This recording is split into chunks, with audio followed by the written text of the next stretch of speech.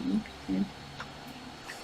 Hello, this is our Dialogic Pedagogy podcast number 17, and our topic for today is how a teacher can transform education from conventional to dialogic.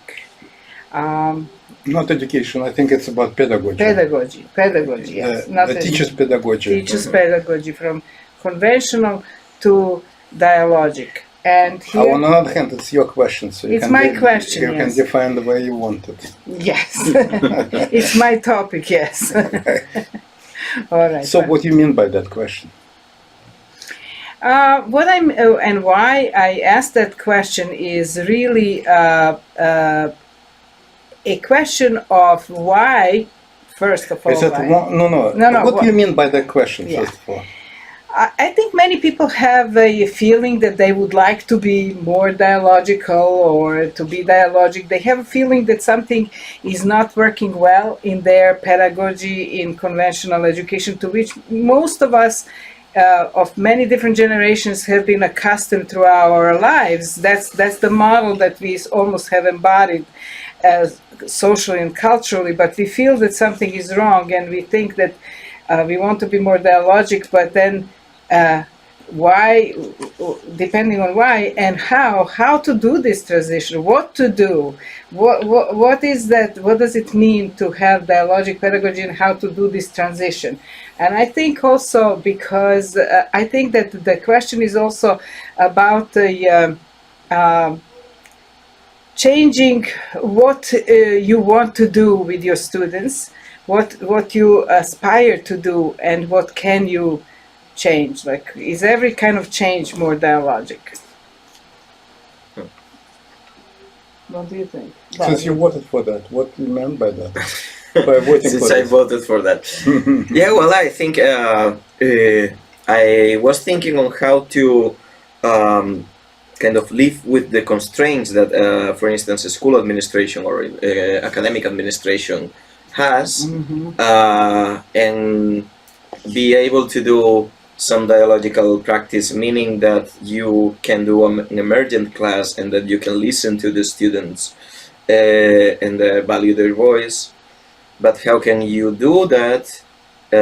Avoiding, you need to avoid some constraints, I think, administrative constraints for that. There are forces in the institutions where education happens and pedagogy happens that constrain you to do that, I think. So that's so kind of like I see two different interpretations. I see my question more going to how to internally and what would be the ways how to, without any other external constraints, become dialogic, and this other question, like how to do it in conventional institutions that demand certain non-dialogicity. See, how to trick the institution, I would say. And what's interesting for me is that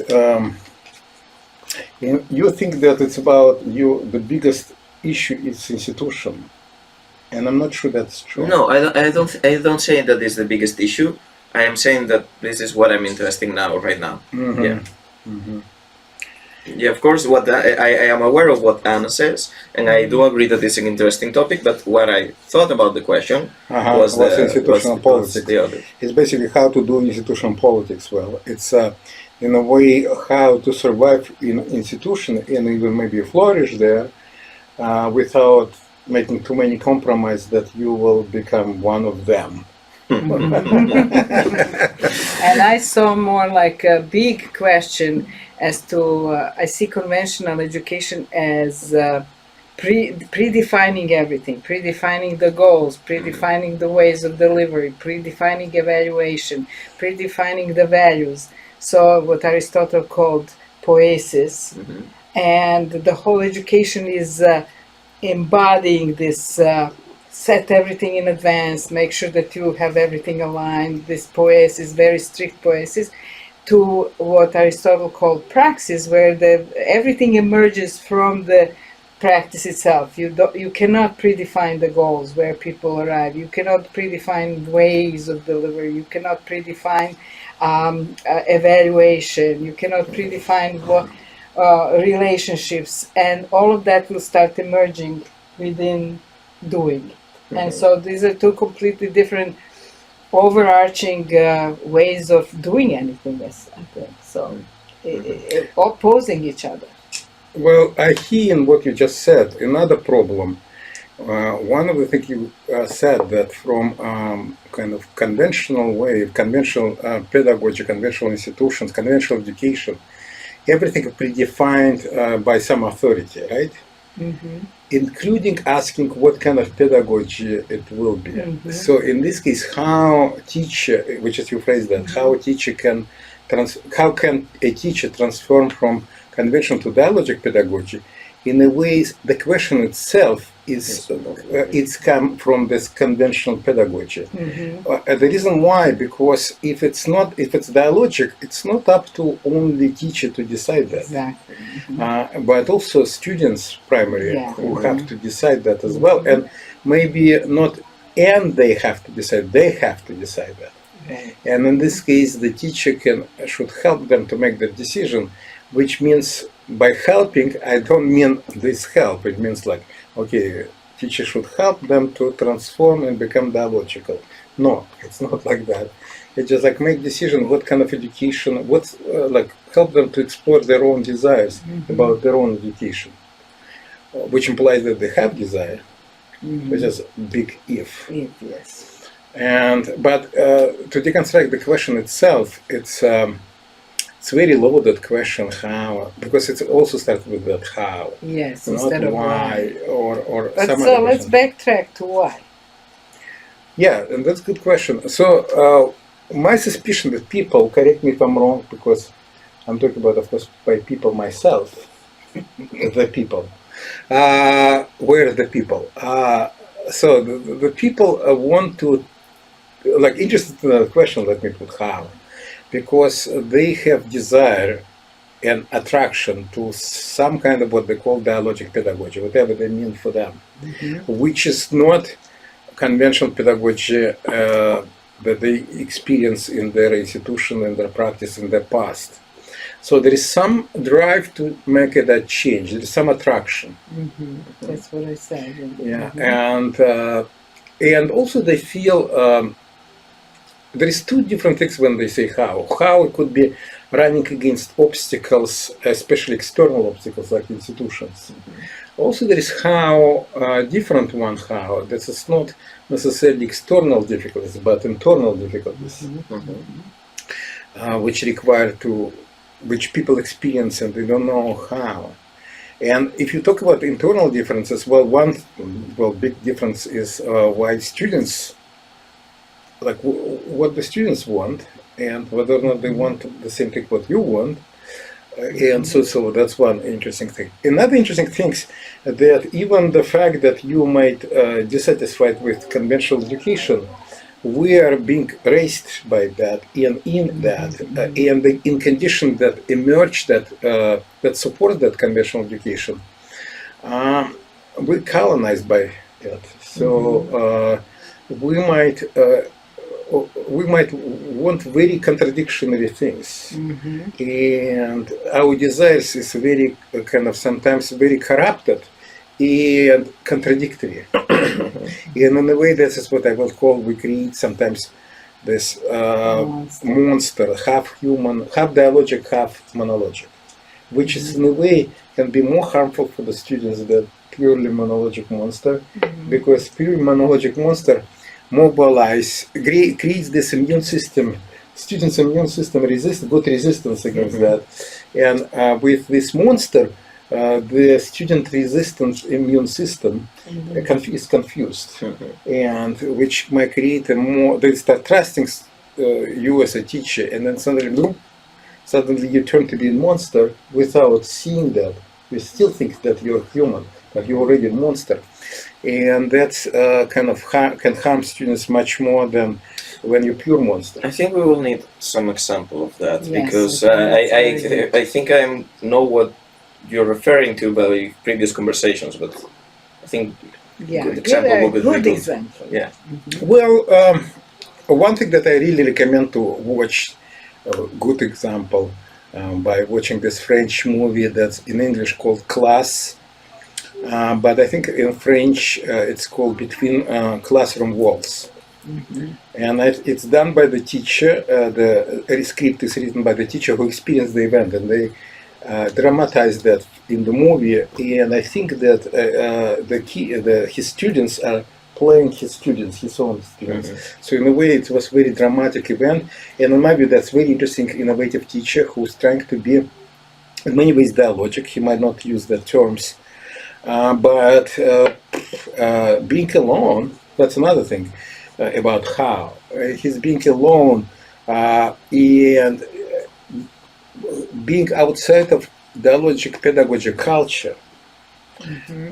He have to almost make decisions all by himself and alone, and so he's making a lot of what can be considered mistakes, but that mistakes also is not a mistake. It's part of him being socialized in conventional pedagogy and conventional pedagogy culture as well.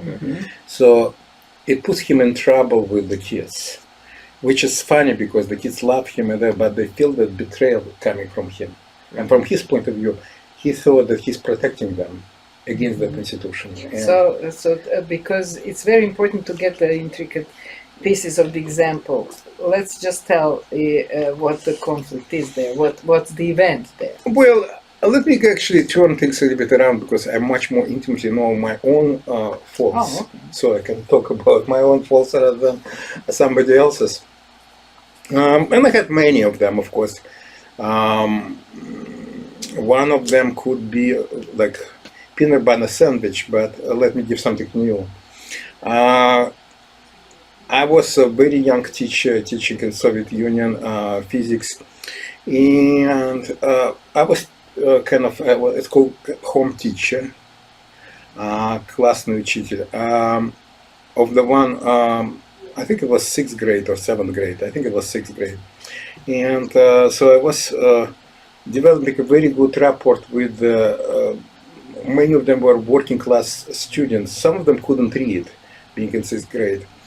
And I was teaching physics, and I started developing a new, different forms of engaging them. For example, I asked them to help me with preparing experiments for all classes, and they were eager to do that. And they're engaged actually in literacy because some of these experiments were described in the like a special books for teachers. So I gave them, and they were trying to read them, and it was very difficult for them, but they were so eager to do that. And many other things. I'm not going to tell that. But I remember vividly one incident that I was actually getting into that monster mode. There was a teacher there, what can be called labor teacher. It's kind of teacher, at that time it was very sexist division of gender, strict division of labor, that for boys there was a subject, academic subject called labor, which means you're doing like in the shop, you're doing something. Here they would call it shop. And for girls it was homemaking, right? It was, homemaking, cooking, stuff like that. Things like that. So the teacher of that labor, he came to me, and it was actually, the kids were in my class because they were constantly becoming interested in this physical stuff that I had. And so they were the kind of troublemakers. We were all there, these boys. And he came there and claimed that they stole some of his tools. And while he was thinking that, I was torn apart between loyalties to the teachers, my colleagues, and to the kids. And unfortunately, everything happened very fast. And by the way, he didn't require anything from me except my presence, because he knew by that time that I have a lot of, unlike many other teachers, I had a lot of respect for these kids, which I earned through this kind of dialogic teaching, I would say, which was very kind of rude, rudimentary, yes, but still it was very powerful. So what he did, he searched the kids, and I allow him to do that. I allow by not saying anything, just silently being there. And the reason I allowed him because I has very conflicting modes, but at that moment, not very thoughtfully, I chose loyalty to the teachers, my colleague teacher, and not kids. I did not protect them, which is I should have.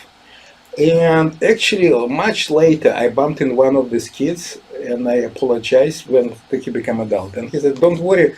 But what he said actually was a clear indicator of that judgment of the students. He said, "Kind of, don't worry. Other students did much worse than you did."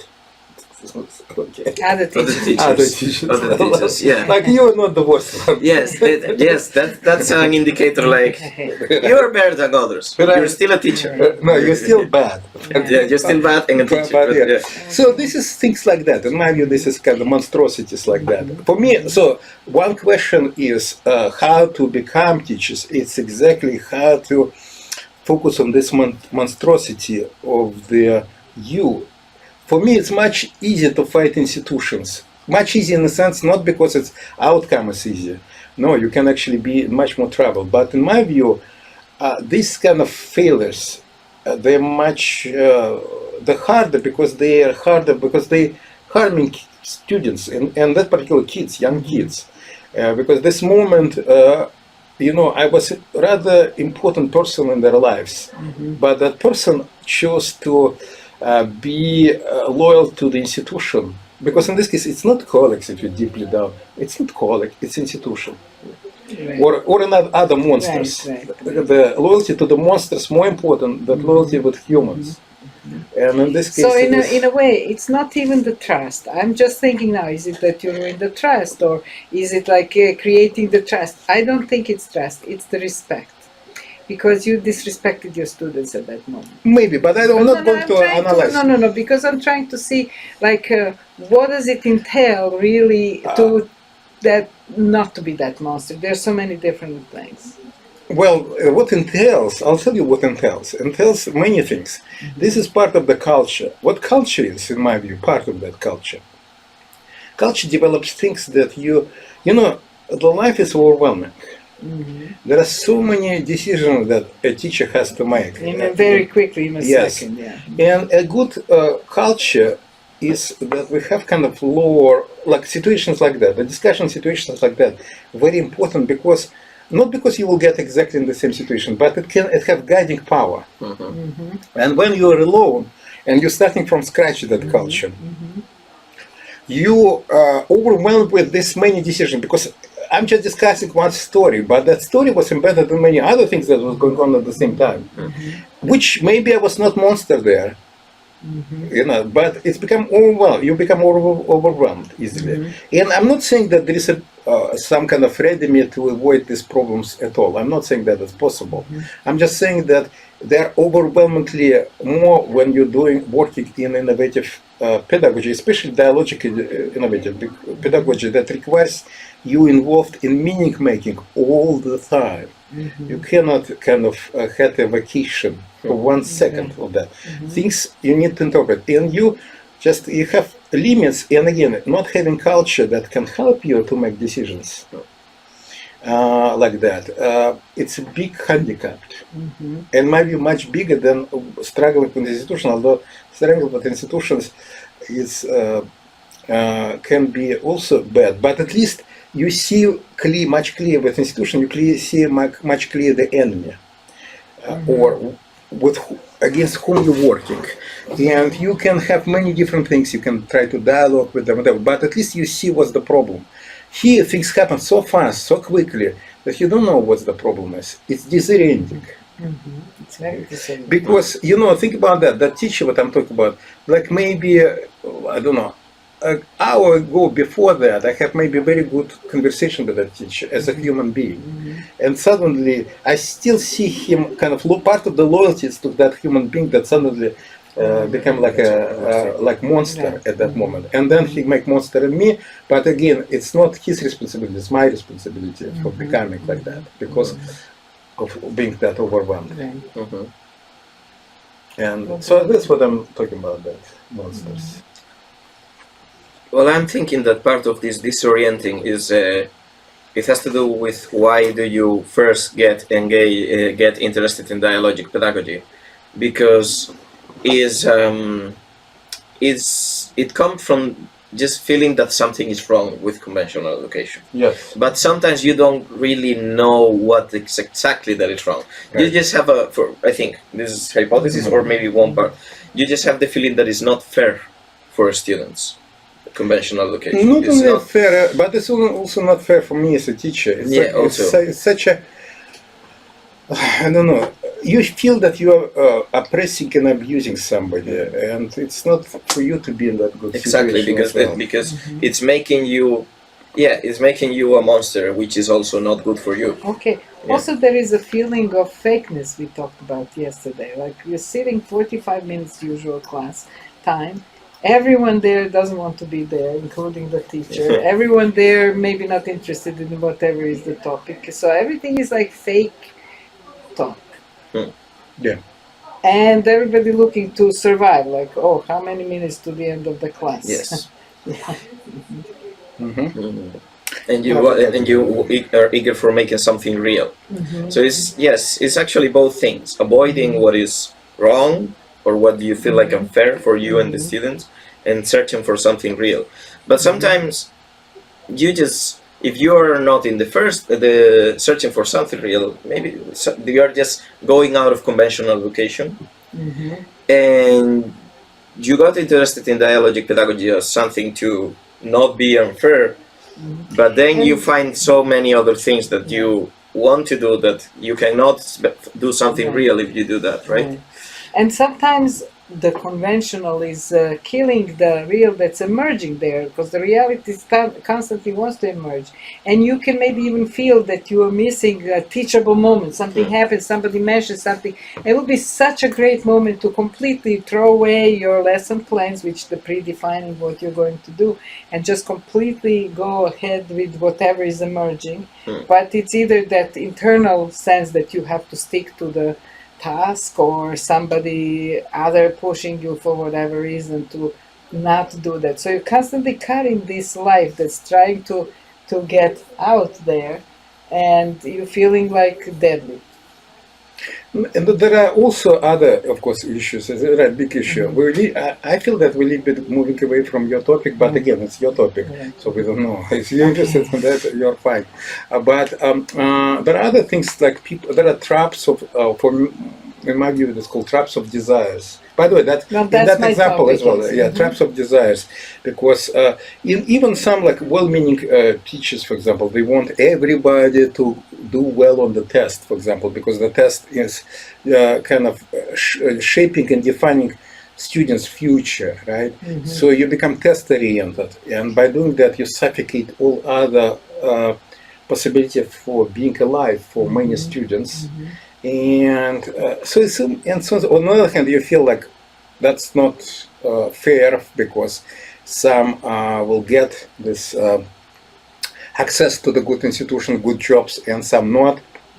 And we know this populations that on systematic basis will be not getting that, and so you want to make that happen. Right. So the whole situation of the conventional education in which we are living today, institutionally and socially, is pushing these loyalties, because you feel it's not fair.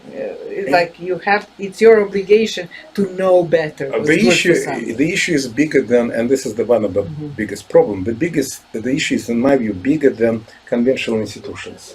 Because if you think about why conventional institutions are so stable, and why they are so pervasive, and why they are like pervasive not in space but in time as well, it's because there are certain societal processes and structures that support it, that are like symbiotic to them, and that's why it's become stable despite all the fields of oppression and tragedies that's happened in them. And so you're not only also working against these forces of traditional institution, but you're also working against these other things in society that get that promote and support that conventional education.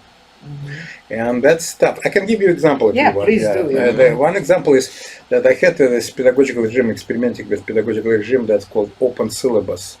When students design their own education, what to study, how to study, to come to class, not to come to the class, and so on and so forth. Their own educational experiences with help. It's not like they have to do it alone. They were asking me for help, I'm making suggestions, and so on and so forth. So, and the class was actually elective class for many students, not for all, but most of them. So I had a student who just at some point after maybe 1/3 of the semester get completely disconnected from the class, which by itself is not a problem if it's she become like autodidact. That's fine. I had that students like that, and I don't have any problem with that. But she was not autodidact. She just stopped doing that.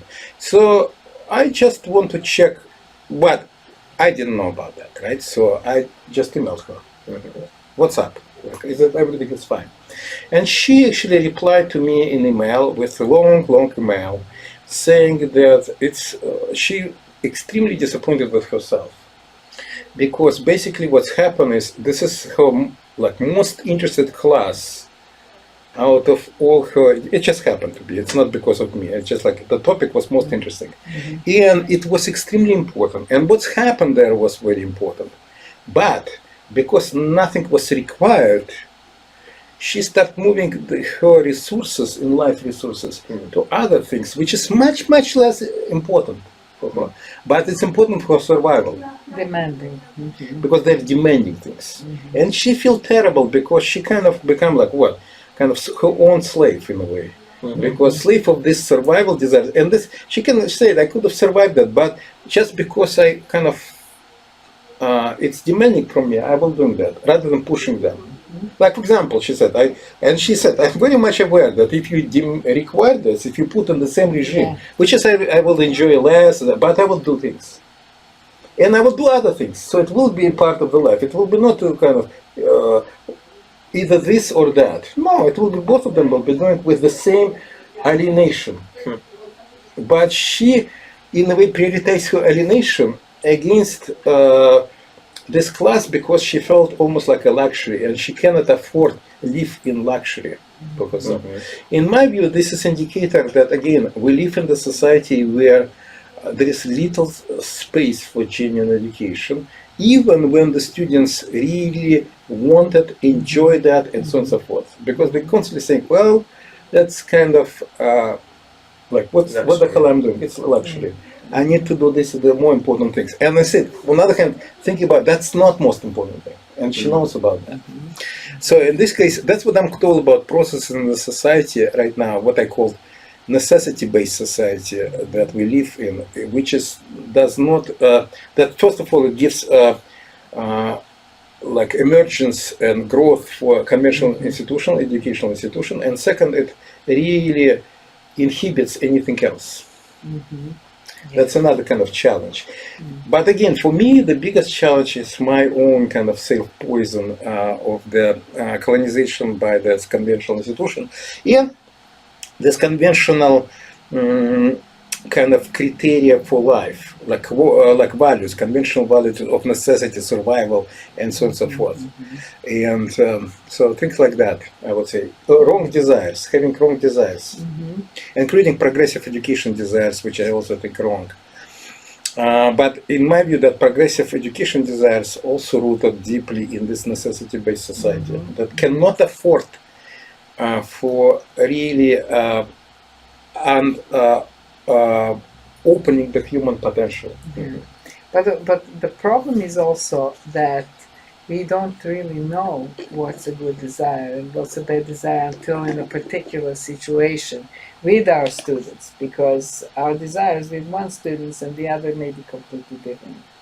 That's true. Well, first of all, it's not that like that. I would say in different even way. Also, it's very important what the students desire. Exactly, that's why I'm saying. But even with the same desire, it can be interesting question: should be desired the same or not? And maybe teachers should actually less focus on their desires rather than on desires of their students. In this case, let's continue like. If I'm treating you as my student, which is not necessarily true, like you're interested more in institutional things, right?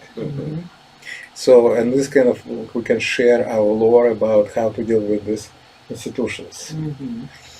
My actual experience in both Soviet school, which is here it will be called middle and high school, and in the United States,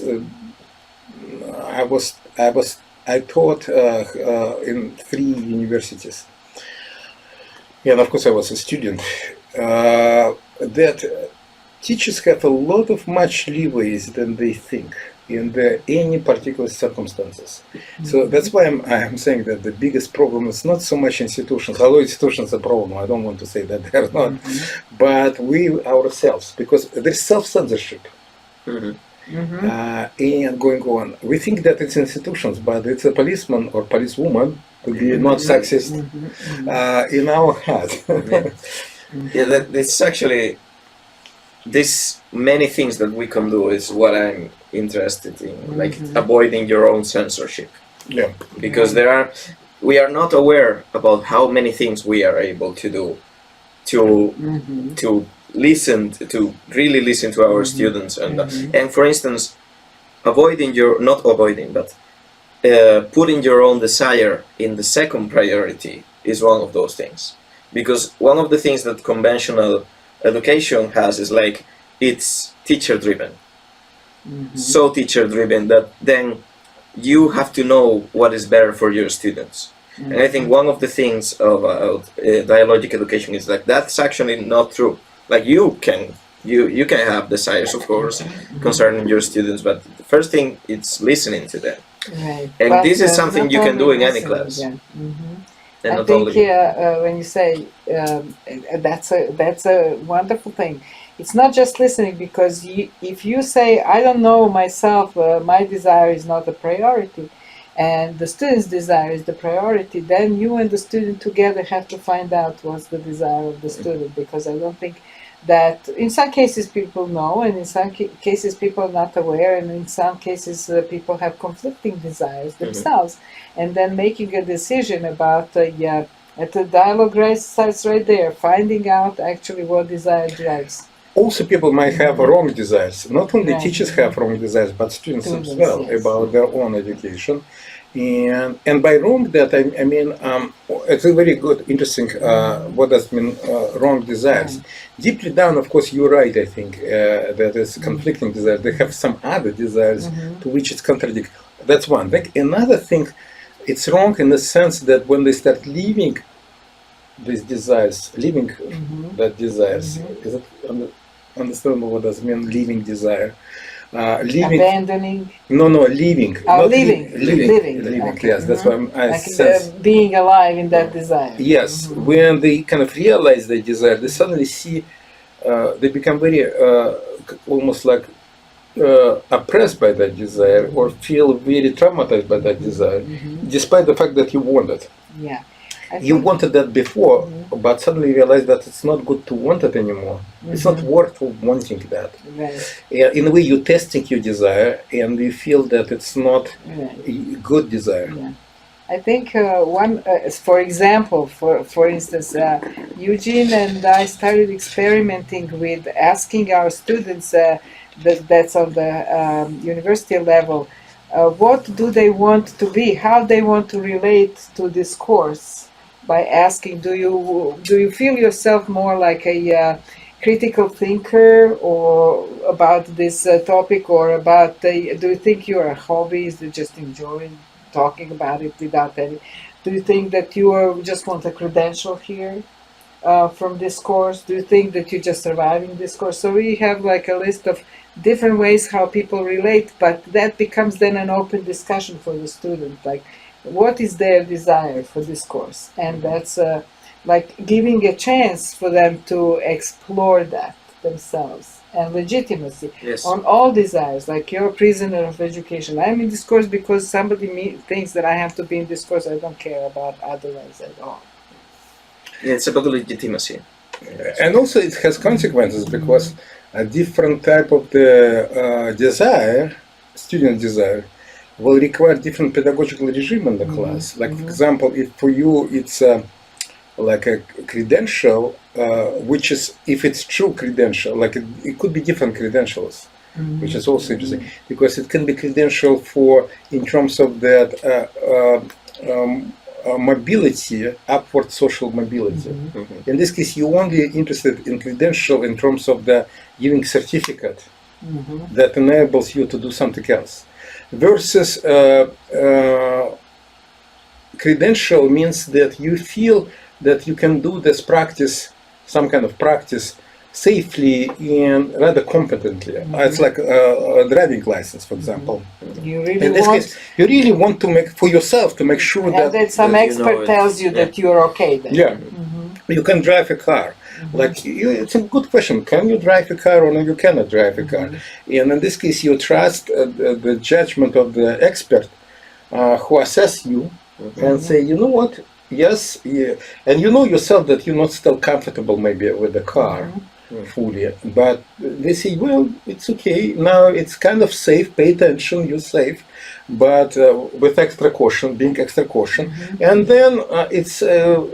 We can trust you that you can drive now and learn through that process, because the huge part will be through the learning through the process. So where the credentials becomes meaningful, not just social mobility, but in itself has a value for the student. Yeah, and in this case, if you education that credential in terms of become competent, you can the design of the classroom is to design this learning competency about that. By the way, without and then testing that whether or not you have that or not at a certain level, right? And the way how you want to learn that competencies, it's up to you within this kind of guidance, with a lot of guidance provided you.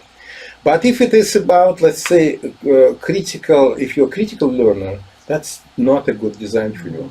First of all, you don't need this assessment at the end because you're open. Nobody can assess you. It's open going on. If it's hobby, also, why you doing it? Any assessment. You just enjoy discussing these issues or doing. And you know, never arriving to anything. Right. For you, it's just being with the people who is engaged, and that's enough. And in terms of what, like there is so many possibilities, and also the students are not like static. They can change their mind. They can change their position from, let's say, being like window shoppers, just want to see what's going on about this subject.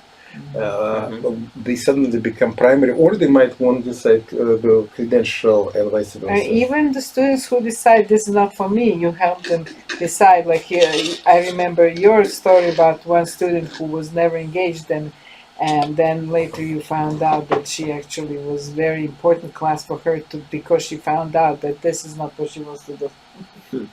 Yeah, but it's not about what not want to engage. Right. Like she initially thought that she wanted to engage. Right. And there are, of course, students I call them prisoners of education, the ones who forced against their will for their survival. And this, my view, education should not be like that at all. They should be free to go without anything, without any negative things. Yeah, so that's the question of transformation of your desire. What's the good desire as a teacher has to, as soon as you're dialogical, it's not only your desire in question. Exactly. And because the conventional teacher, one of the kind of power of the conventional teacher, they constantly deal with they're teaching constantly imaginary students.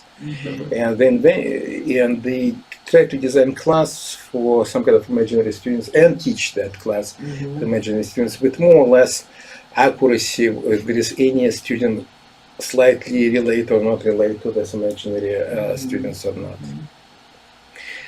So what we are still not discussing much about institutional. No, but I thought this was a very kind of obstacle, like your own desire as a teacher. It's Yeah. and I think when you talk before about progressive education, I think this is one of the problems it has. Like the goal is defined by the teacher, anyways. So that's. So I think that we should discuss more what's wrong with progressive education. Why has it anything to do with your question? I'll tell you why. Because I think many people who would be interested in dialogic teaching are interested really primarily in overcoming the alienation of the students, and progressive education claims that it can be an answer to that. To engage everybody fully with and full personality, their lives and everything. Why is that not? Should it be a separate topic? Potentially, yes. Because there is a lot of things about like institution, what you're talking about, and it's about. But again, in my view, it's better to make it. It's a separate topic. It's not about how. No, it's very separate things that emerge for you out of this topic. Well, with this, there's interesting political move people do. One political move is just to be like, I'm personally like that, to be under a radar screen. You don't just need to tell institution what you're doing. You're just doing things. Again, coming from Soviet Union, it's very, very appealing, cultural, historical, political strategy. I'm not saying that it's the best. There is no such thing as the best strategy, but sometimes it's working, and it's a very important one. The minus of that strategy, of course, it treats other people as non-biologically, monologically. People that are in the institution. Yeah, people in the institutions, and there is no such thing. People are monolithic. They're always in some way dialogic, and you're not trying to appeal to that. That's one thing. And another thing you might be wrong about, and you might find some interesting people. On the other hand, by reporting about yourself, this is how it will be considered institutionally, you can jeopardize your future and being.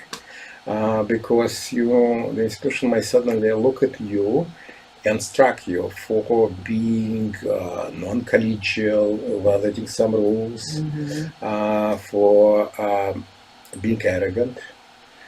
This is not your private business, and so on and so forth.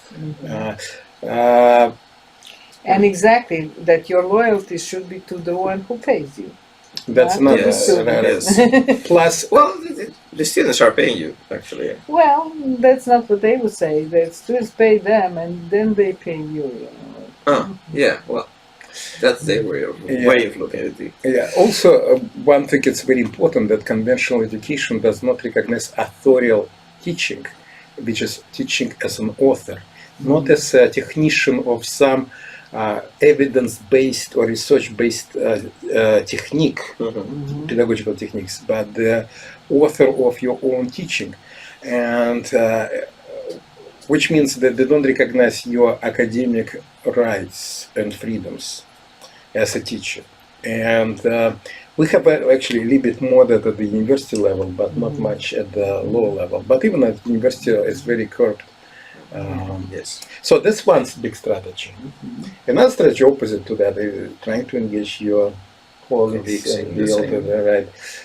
And something in between, like I had to do I used to teach in a very small college where you couldn't be easily under the radar because students among themselves talk and everybody knows everybody, and then they talk about you to other teachers, as I know they would talk to me about other teachers. So you cannot really hide.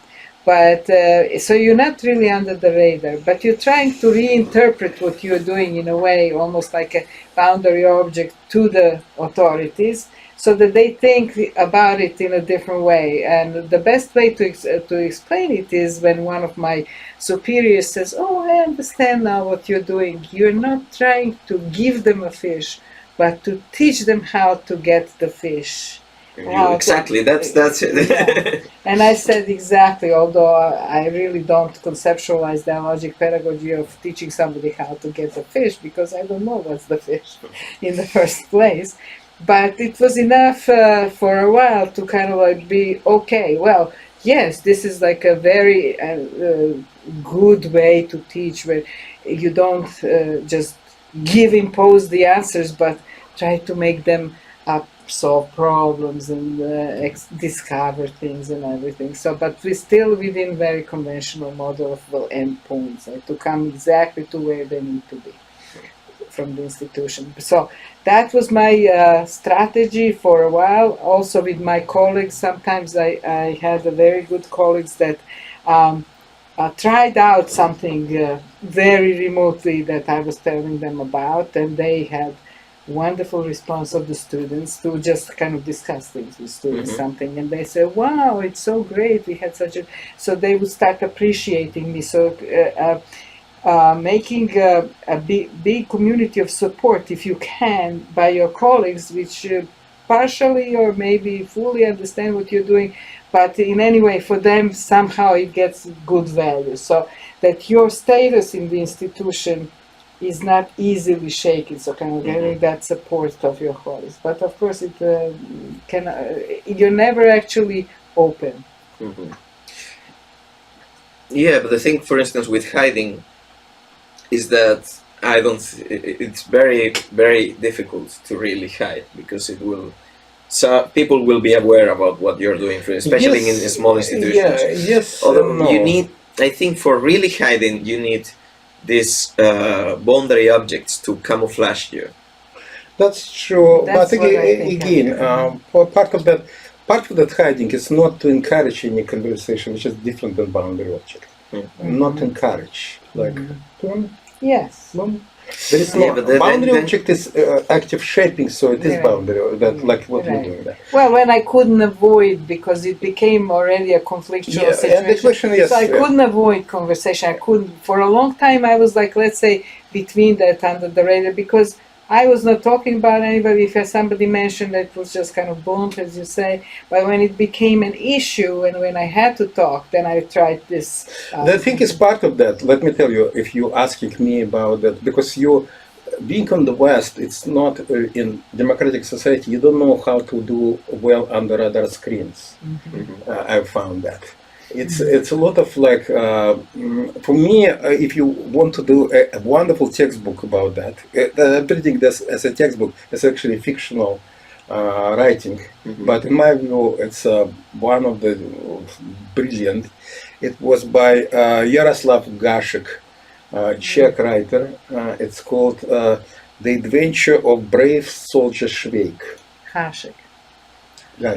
We call it Gashek. And we call Russian, it and Russian, of course, it's right. It's an H. Czech Gashek. people will definitely agree with Russians, I think right? they would in English spell it with CH, so it's Hashek. I don't know. I don't Gashek, know, but I Gashek. don't know. Okay, scientists argue. Yes. Did you hear about the adventures of the and you will see he's not like he's everything's doing under radar screen, but there is a lot of kind of powder in the face that he is super compliant. But super compliant, the focus on the super, meaning that he's strangely compliant. And he's kind of idiot. Yeah, he sounds like a total idiot on the surface. Yeah, not on the surface, but it's not on the surface or not on the surface. It's for the bureaucratic things he's idiot. Because he's doing too much what he was asked without any checking what supposed to. But beneath of that, of course, he's completely different person doing completely differently. But he's sabotaging all. He's constantly, however, he doesn't. He's not sabotaging. Let me disagree with you. He's doing a life, which is not sabotage. He's sabotaging this machinery, this monstrosity. That's what he sabotage. And prevent that from penetrating to life by exactly being very compliant and very kind of cowardly. He constantly use coward and so forth. But at the same time, being super brave, actually, because he enables to live life much more than people who is actually fighting it. That system. So give one anecdote as an example. God, there are so many of them. It actually starts the whole the whole thing. It starts with the war outbreak of the World War I. It's in Austro-Hungarian Empire. He's in Prague, and he coming to the a pub when there is the discussion about war, and he actually openly criticizing the war, and but in a very kind of funny way. Mhm.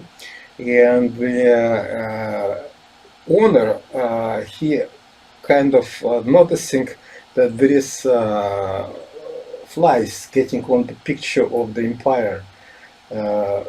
What is he? What, Emperor. Emperor Okay. Franz Franz Ferdinand, whatever. And he's kind of complaining about that. He has to clean that. And police actually arresting both of them. Mhm.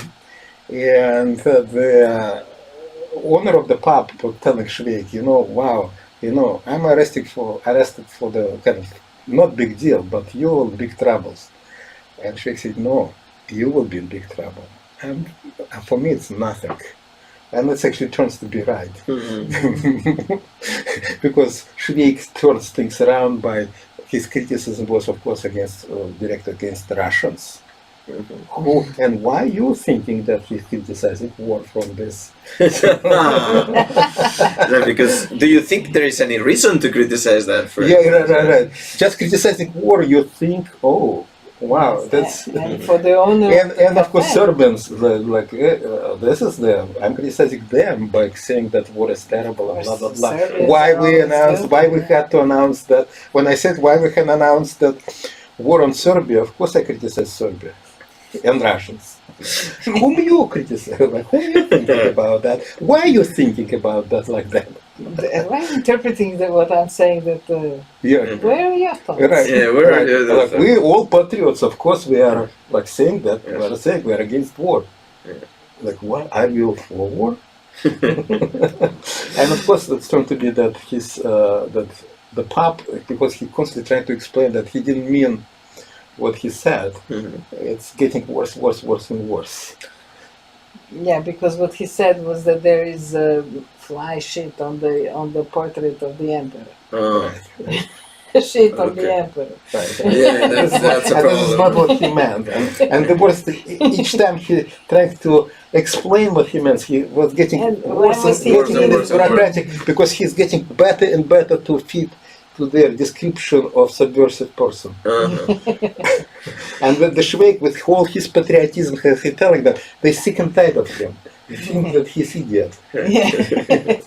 He's just don't bother with him. He's He's just He's like, an idiot. It and doesn't matter. it's dangerous to bother with him because it's he reveals their the more you start bother with him, the more you getting in that definition, bureaucratic definition of subversive. Yes.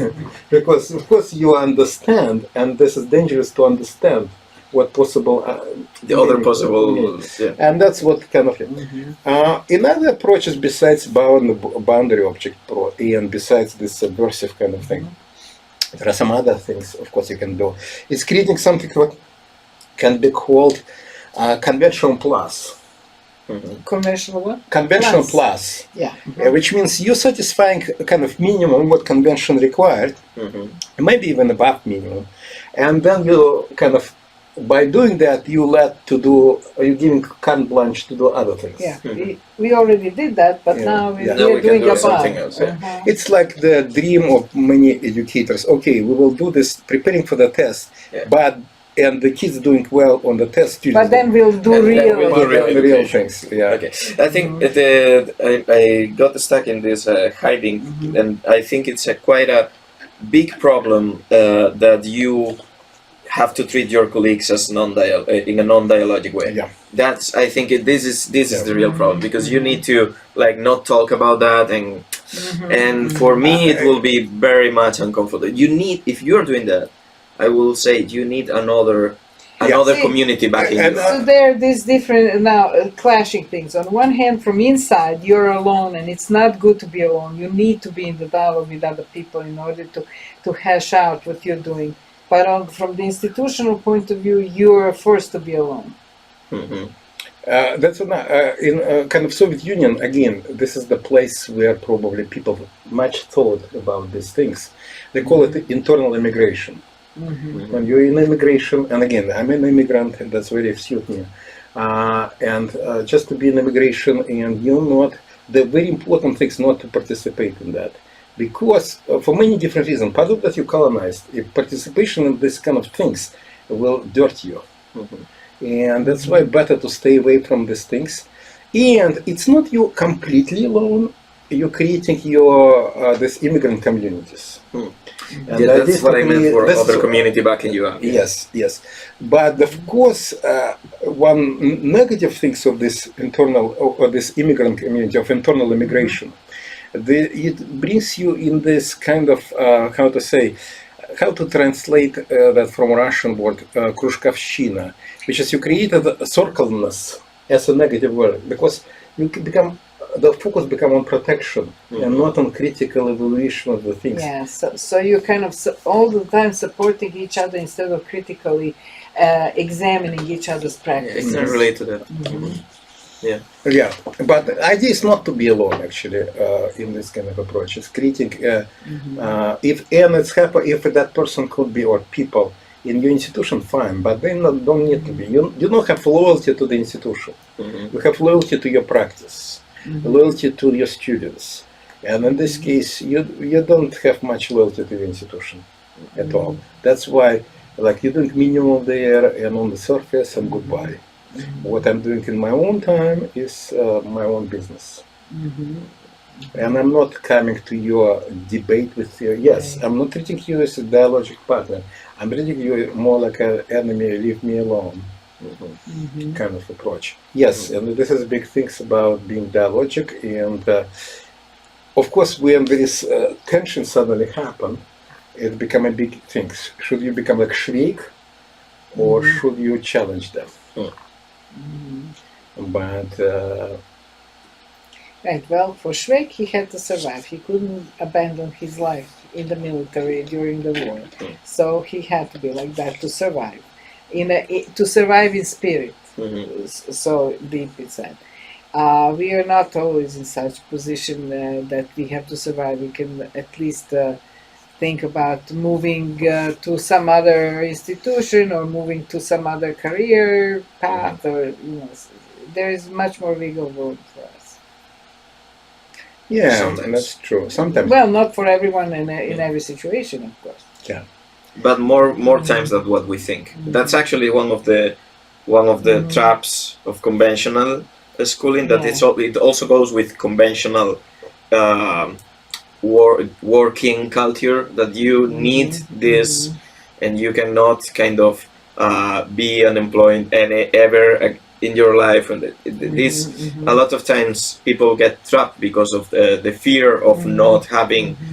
Not finding other thing or of course, existentially, of course, yes, of course, and it is reasonable, but sometimes it's too much, and you are trapped on yourself, like you are a slave of yourself because of that. And I would like to mention one more, potentially just falls. It just occurred to me because you may have limitations that are not institutional and not your internal, but life internal. Because really becoming a dialogic teacher that examines with your students is very taking a lot of your resources from your life, and you become focused so much that you can abandon a lot of things that other people in your life who are not in your students feel abandoned. Like you're not to. I'm thinking at this moment of Ms. Gruelle from the Freedom Riders, whose husband divorced her because her whole life became working with her students. And she didn't have time for him at all anymore. So you just spoiled the movie for me. Sorry about that. Erased from your memory. Yeah, erase. What's happened? I don't know, where am I? What we're talking about? Continue, I will catch up. And sometimes it's even worse that husband, because it could be children. Yes. And the children will say, well, why are you treating like, why are you spending time and your heart and mind with these kids who are not your children and not spending enough with us? And not only time, but because sometimes your teacher orientation is better than your parent orientation. Yes, that can happen too. That's true. That's true. Another approach, which is again very common, it's the idea of not a conventional plus, but you're creating kind of some, and it's not boundary object. No, it's creating some kind of attraction for administration.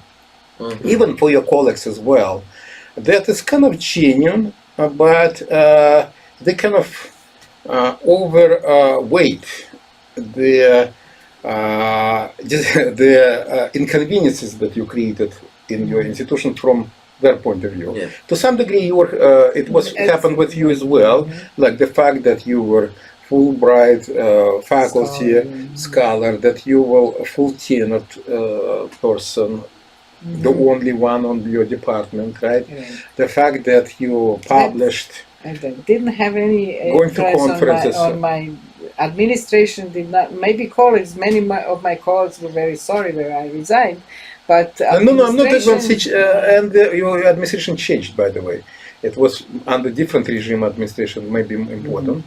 And so you're creating some kind of things like other things. You can attract grants, for example. And again, your institution might like that. Yeah, that's what I was saying. You create some attractiveness. You build your status for the institution. Yeah, institution kind of exploits you in a way, in certain ways. Somehow it's making a bargain.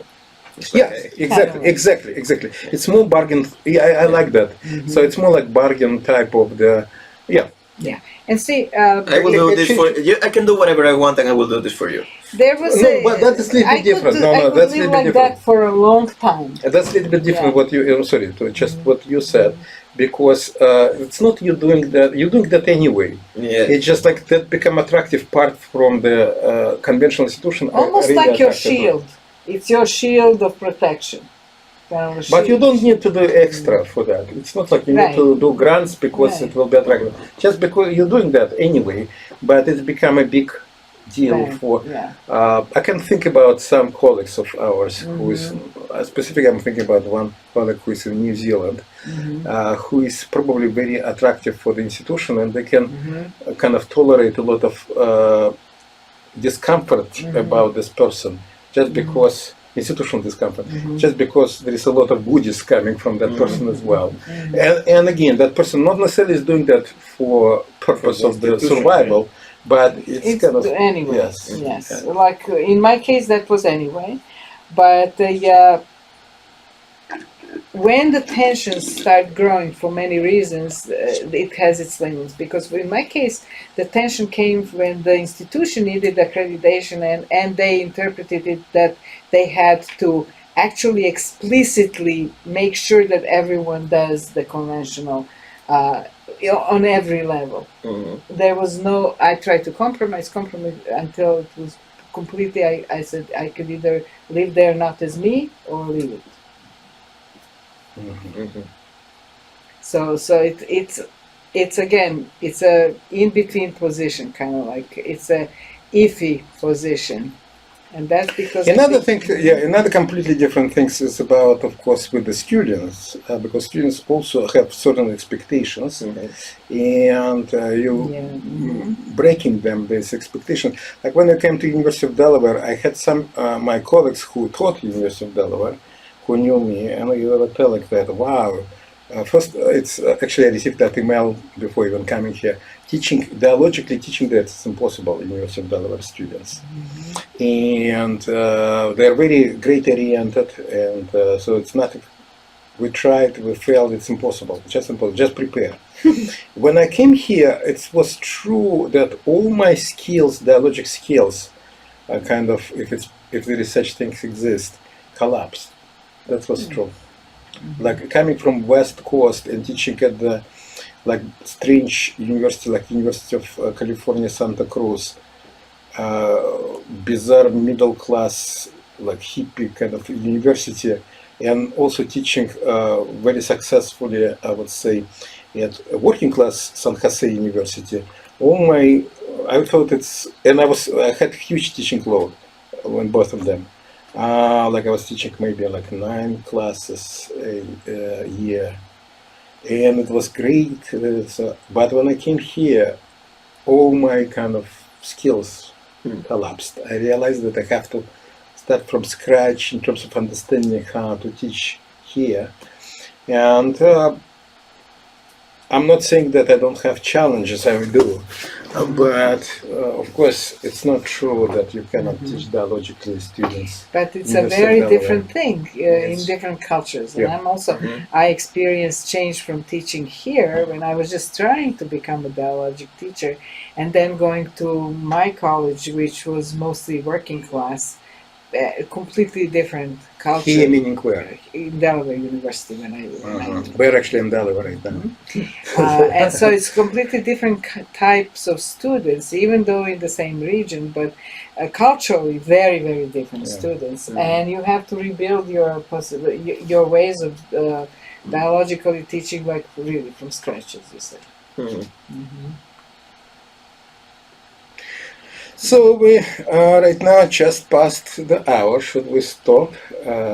And again, unfortunately, we didn't do live because either internet or my Firefox doesn't behave well, so it's crashed when we try to start that. Because it will be interesting to know your questions about that. Well, when you watch this video please send your comments on the Facebooks and questions. We can maybe continue discussion in textual mode on Facebook, or that would be great to hear your opinions about. You know what? One thing that before we finish, I think we should push ourselves and talk about how it was different University of Delaware versus your Chestnut Hill College in Philadelphia. Okay.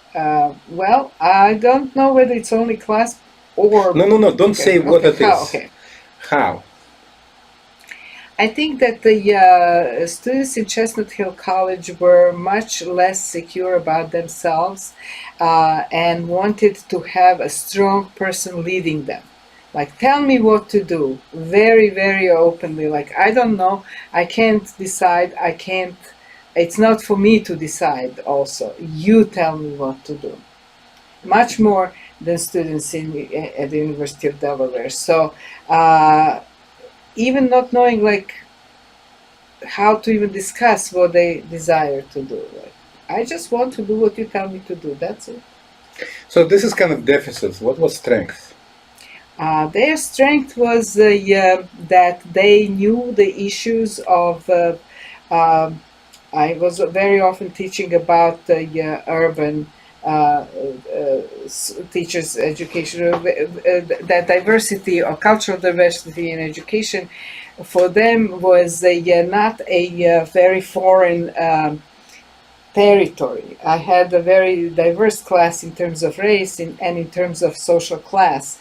So they had a lot more embodied examples of what does it mean to be a minority in some way, or to be poor, or to have to work a lot while at the same time trying I think University of Delaware students are richer, and they don't many of them don't have to really earn money while they're studying, while the students at Chestnut Hill College had to. So there was a lot of situations and a lot of issues that we were discussing that were very familiar to them on one level, but they were not reflexive about that. So that was a big difference. One of the biggest differences, let's say, when I had a completely class full of only minority students, nobody else, just Black and Hispanic students, and the class on diversity has to talk about racial issues, about language issues. I found that they were teaching me so much more than I was teaching them. They would bring issues that were for me new. Mm-hmm.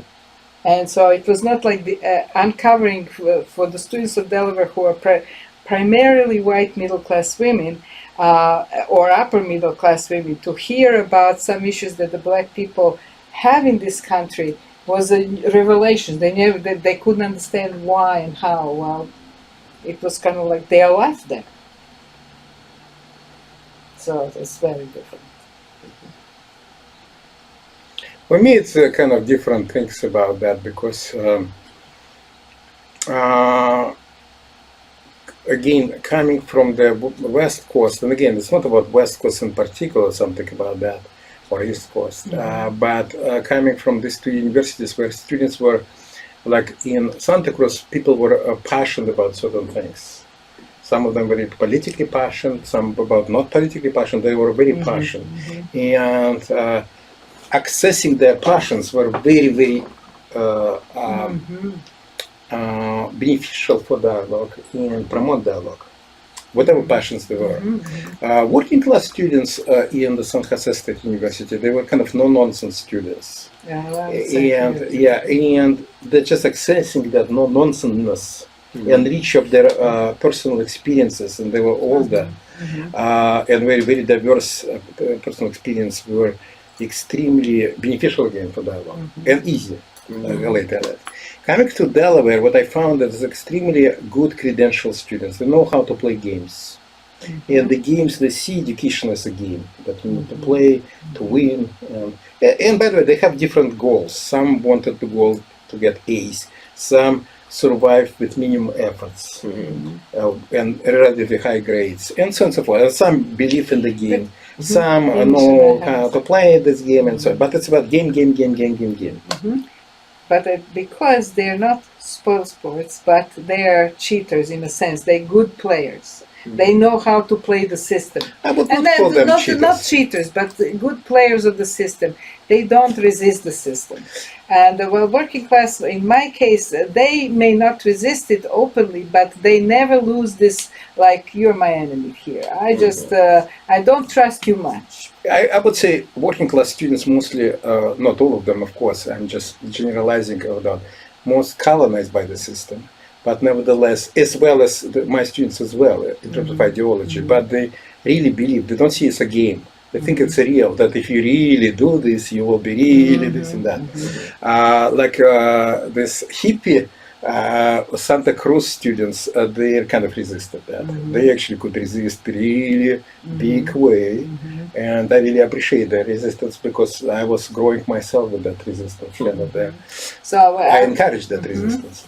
I compare my two classes in the same college, one with the that I taught in the psychology department, where a little bit more white and more middle class students come, and continuing education class, which is for people who did not really finish college at time, but now they're working and they have to get a college diploma, which is mostly minority students. And that's two completely different. So I would say that one thing that I discuss with my students often is whether we can have this unconditional A, or they should decide what their grade is if they want to, but we just talk about issues deeply. And this was not acceptable to my psychology students, because I think they want that credential that you're talking about. I really want to know if I'm having a driving license, that I really can do things. While the what does anything about because of Delaware? I'm comparing within the classes, within different populations of students. Okay.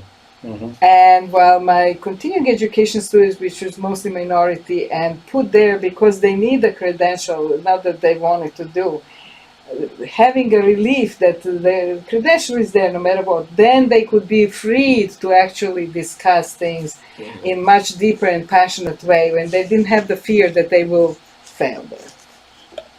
So for them, it was credential was just a piece of paper they needed. Okay, when we say, okay, you have that. So how you taught them? That's the most important question. Not for me. It's not very interesting right now to engage in kind of finalizing students. And the question is, how are you dealing with that situation? Because we're not. That's not podcast about about students. It's about us. So what did you do? In which situation? The most difficult one for you.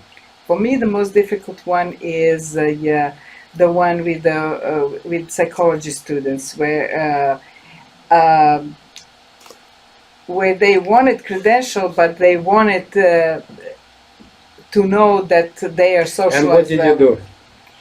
That was my struggle. That was my deepest struggle. I suspect that you overruled that desire by your desire. I don't know. Did you follow that credential? I did. How? Did you design the exams for them? They didn't want to exams. They want me to lecture. Okay. And I did. Okay, good. I followed that. They wanted. But what is anything with the credentials? For the credentials, they wanted me to, they didn't want to, let's say, look at each other and give each other grades, but wanted only me to give them grades and to have exact rubrics, and I did that. Okay. I see. I did that. I did everything they So- wanted. We discussed it, why and So how. why is this case you not surrender? What do you mean you're not saying? Well, you're doing exactly what they ask you to do. Yes, but I also Why is it had- good? I don't know whether it's good. We also had a lot of discussions about is that good or not. In the town hall meeting, for instance. And what was the discussion? Tell me about that. The discussion was that there were only 2 students who were really genuinely interested in these issues. Okay, but That's that's really different. discussion, yes. Yeah, but what's about others? I'm talking about other students. That they are. I assume there is not these 2 students. What will happen? Because that's most interesting situation. Yeah, it is most interesting Because situation. when you have situation that you have at least 2 students, one student Right. who is not like that, it's easy. You can No, just. right, What right, about right. if they don't? You don't. Well, because for them was most for those students who wanted just a credential, that was most important because No. Then tell me what no, you continue. You're not answering me by saying something. Just focus on this issue. What you did. I just did what they asked me to. Okay. And why is it good? Because I think I respected what their That's not good. You're not respecting, by the way. well. It's easier to do that because it's less confrontational. That's on one hand, yes. Why is it good? It's like, imagine we can go to the situation of the patient-doctor relations. No, I understand that, and I'm not satisfied with that. But I did not know at that moment, and I still don't know how to constantly keep bringing the examination of their desires and what's good for them and Yeah, not, and this is, not having in my that- view, that's what didn't happen. In the that class. didn't happen. It happened maybe on a very small scale, and it didn't happen on the large scale, and that I know that. Yeah. But on the other hand, one of the problems in our ways of constraints is that you completely then really take the class time out of the class subject. Not necessarily. You don't need to do that. That's not true. Because people just kind of like say they tune out if those who don't want to participate in those examinations of their desires. They just kind of. I feel that you didn't try that. I'm sorry to say that you didn't try Maybe. that. You cannot say they didn't participate. They didn't even have a choice participate, not participate in that.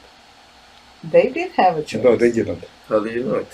Well, I know it because you didn't create this possibility for them to examine that. You ask them, what do you want? I want this. Mhm. That's nothing. Okay, I I'll know, bring I know, that to yeah, you yeah, then. Where is examination of Yeah. desire? There's nothing like that. Is it really you want that? Because it's required finding contradictions in them. That's true, and it And you was didn't. not. I didn't. Yeah. And this is what the thing that I'm facing constantly in the University of Delaware. Mhm. And I'm trying to find Okay, contradictions. so for me, it seemed like a very unsafe questions for them. It's not about question. No. Situation of examining them. Let me give you example, Okay, and yeah. this will be very safe for them. Okay, so Again, I'm actually was puzzled because I was trying to do that, and I was not following what they trying to do Uh-huh. because I want to fail on other side, not through being nice, but not being nice because Okay. that's forcing me. By being nice, it's easier for me to be lazy and continue doing what they want me to do, which is not. That's not how I feel. This is how I see that. And so Maya was disrupting, and I tried to disrupt in different ways. One way of disrupting, which is not mine, I was reading about that, and I was trying to do that. I was asking students about their own student experiences, and both good and bad. And I'm trying to kind of develop discussion about what makes it good, what makes it bad, but their experiences as experiences or observations as well. because it could be not something with them. So we did these beautiful things, and it was actually working in the sense that the students, when they describe good teaching through their experiences, it's really become very interesting what is good for them, because that what is good is not about playing these games, which they're accustomed to, right? But it's something else, something deeper, something more lively. That's what makes them attracted to that. So that part of desire was there in them, and I thought, I can kind of there is contradiction between this desire, and I was giving them problematic situations about their future students, and to my big surprise, they switched to this bad examples of their own bad examples of teaching. And when I pointing out on contradiction of that, they didn't see that any contradiction. And for me, like, how can you could see the contradiction? Look, when you describe bad teaching, you did this, your teacher did with you or with your peers, this and that. And that's exactly or similar what you're trying to do in that problematic situation for your future student. And I was like, what's going on? Like, of course, one easy thing to think that your students are stupid. Because they couldn't see contradictions, obvious contradiction on the surface. And then I started thinking opposite, like it took me a while, months. It shows how stupid am I. So and then I started thinking from the different side. Instead of thinking about why they cannot see it, it was what continues. So I see it as discontinuous things, but they see it as continuous. So what makes them to feel it's continuous things? Although from kind of logical thing, it is very discontinuous. And as soon as I formulated that type of question, the answer emerged very quickly to me: survival. Back then they were surviving as teachers, students. Now they're preparing to survive as teachers. Yes, what's good and bad for a student is one thing, for teachers another thing, but it doesn't matter in a way because survival is constant. And after that, I realized that in order for me to engage them in critical evaluation of their desires, which is in contradiction with each other, I should move them away from survival mode. And again, it's interestingly enough, the whole classroom, like machinery of the classroom pedagogical regime, is to put them in a survival mode. My own at that time including. And so I started, at least in the classes, try to a little bit bring this kind of take out survival mode. So I developed this interesting activity, which was always funny to do. I gave them index cards and asked to write in one word or two, or making a picture or a response to the following phrase. The class is cancelled. Not necessarily my class, just any class, doesn't matter. I don't say which class. And you might imagine what they will write, like, yeah, great, I can sleep, whatever. Very few of them, very few, who would either were kind of upset or neutral. Usually, by the way, that students who did this, they had some interesting non-conventional education experience in their past. And then I will talk with them, because it also was not very surprising for them, because it's normal. People don't like school.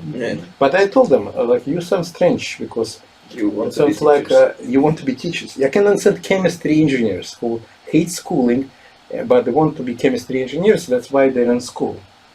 But why about you? You hated school, and you are sadist. You want to continue that suffering for other people. You bring that suffering. And they say, well, it's nothing to do, you're misinterpreting us. I said, how would you do it for the chemistry majors? Anna, let's not, we are not doing right now with the chemistry majors, you know. I understand, With chemistry major, I don't need to do that. I have chemistry. That's the problem of education. Chemistry easy, much easier than that.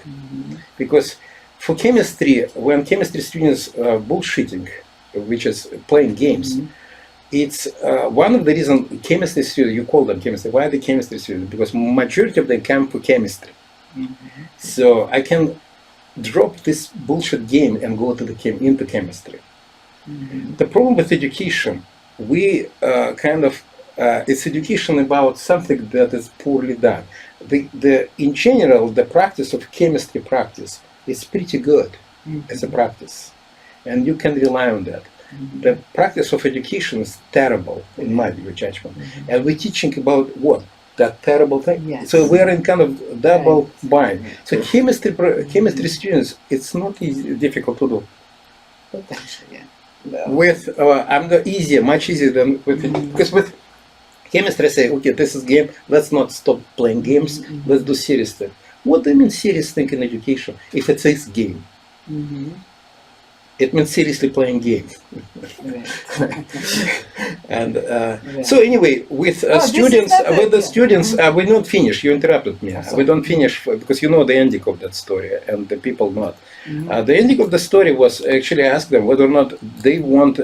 First of all, they challenged me whether that it's not true that they hate school. They're just happy that to do something else. And I challenged them with the movie example. They're going to the movie, and the movie is cancelled, and you're happy that the movie is cancelled, that you want to see with your friends. And say, no, we're not. I said, so why is it in school you're happy that it's cancelled, and movie is not? And do you want your students to be happy when you get sick because you cancel? Class can be cancelled if there is no substitute for you. Do you want teacher like that? If not, what kind of teacher you want to get? And that's open up for them to start dreaming about and exactly evaluate their own desires, pedagogical desires, rather than how to do this oppressive schooling better. And the question at the end will be punishment and rewards, because that's the best answer to the questions, how to do it better. Now I'm thinking while you're talking about that, about some different issue that that could be not, let's say, chemistry, but I think that this needs a lot more thinking and experimenting in different situations. My class was on with psychologists. The most important, Anna, the most important, it's not, you're constantly moving. The most important thing is to release the students who are in that situation from survival. And when I'm saying that, what I'm trying to do, it's two things. And one thing is what I described. The second thing, of course, to start working with your pedagogical regime so it will be not creating survival situations. Yes, but you didn't listen. But what was the difference between when I was describing? For my continuing education students, I released them from survival. You had automatic A's, and we could then have a wonderful class. Nobody, they were released. They were fine with it. They were okay with, not worried at all that we will cheat on credentials, and then we could have really deep discussions. The psychology students were not released. They didn't feel released if I said the grade is automatic, because that was not a solution for them. Anna, that's right, but you still... Yeah, and I didn't know what solution would be for them. The solution, of course, to get into psychology, and you didn't. I didn't, yeah. Which is what you asked me, how to do with the chemistry students. Right, exactly. Their credentials was very different than my students, because my students' credential is about social mobility. Your credential is about competence, and it's very different. So the focus should be on competence. Like you should have compared lecturing about with some other way of instruction, and create a psychological test about that. A lot of things about that kind of that's thing. serious. You need to with psychology on your strong side, dialogic side of that, that's psychology itself, which is you didn't engage them. In a way, do you understand that? Turning your pedagogical regime and their desires into psychological test. Yes, and that I didn't know how to do. Yeah, you're right. And that's what it's, in my view, I would try. Yeah, that would be very interesting how to do it. Because for education, everything is for educationalists. Every education. For psychologists, everything is psychology. And for chemists, everything is chemistry. Right. And so on. And this is your big kind of resource for dialogism. No, and exactly. I had from time to time during that course these kinds of situations that were really purely dialogic, and from time to time not at all. So it's, and that's really an internal colonization of how you think out of the box from the conventional education. And not only, I know what I want them to engage, but how to, that's why I'm And that's, saying by the way, how. wrong desire. And that's yeah. Because How It's not they about have to, they engagement. have to be allowed It's not how to to engage. find their desires and their thing.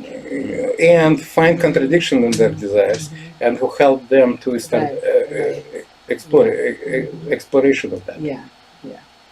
And so, very interesting. Okay. We now 1 hour 30 minutes. I think we should stop. Okay.